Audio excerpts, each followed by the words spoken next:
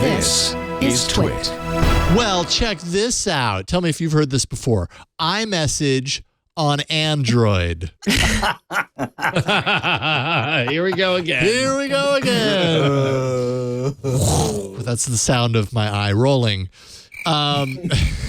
Well, there's a company called Sunbird that thinks they have a method that isn't awkward. It's not cumbersome like some of the solutions that we've talked about on this show many times in the past. They claim setup of iMessage in Sunbird only requires, 1, an Android phone, and 2, 60 seconds of your time. No Apple device, no desktop software to act as a conduit for all this stuff, which has largely been what other solutions have done. You know, you set up a spare iPhone to relay messages from iMessage, or your Mac, is always on at home relaying messages, that sort of thing. Sunbird is not really telling yet exactly how this is done in the beta. Even better. That's but great. Users can sign up for the beta, of course, to get started. I signed up. I'm only number 36,190, so that's good. Sunbird assures that their solution does not store credentials or act as a relay service. Therefore, they claim that to store no user data at all whatsoever on their servers. The service is going to be free initially. No immediate plans to monetize, though they'll evaluate later. So that's a little weird. It's like, hey, everybody get to use this. And then somewhere down the line, it's like, oh, all right, it's time to pay up. But hey, that's just another business approach to business, I suppose. So how do we feel about this totally seemingly impossible-ish promise that Sunbird is making here? We have no information other than the fact that they say it's nothing like the solutions that have been done in the past. Like, the question I have is, well, is it legal? Because any of this sounds like not legal to me. But what do you all think? No, I'm big nope until I know how it works and what they're doing with my Apple credentials. And because exactly what you're saying, it feels like I'm technically violating Apple's end user licensing agreement. Yeah, it could be. If I'm engaging with a third party entity that is now taking my login and my Apple account to then communicate on Apple's iMessage servers.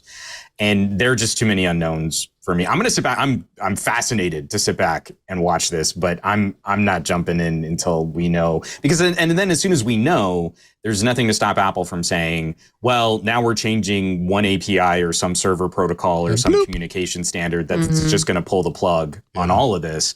And it's not like we haven't seen Apple be that kind of directly punitive to other developers in the past. Especially with something as valuable to them as iMessage. Yeah. It would be really funny if they were just like spoofing the client, that, you know what I mean, like just literally like a string that says, oh, yes, I'm an iPhone. You know what I mean? Like, because usually when you send like requests across the internet, a lot of times it's just an app with a mustache, and it's like, oh, I'm an iPhone.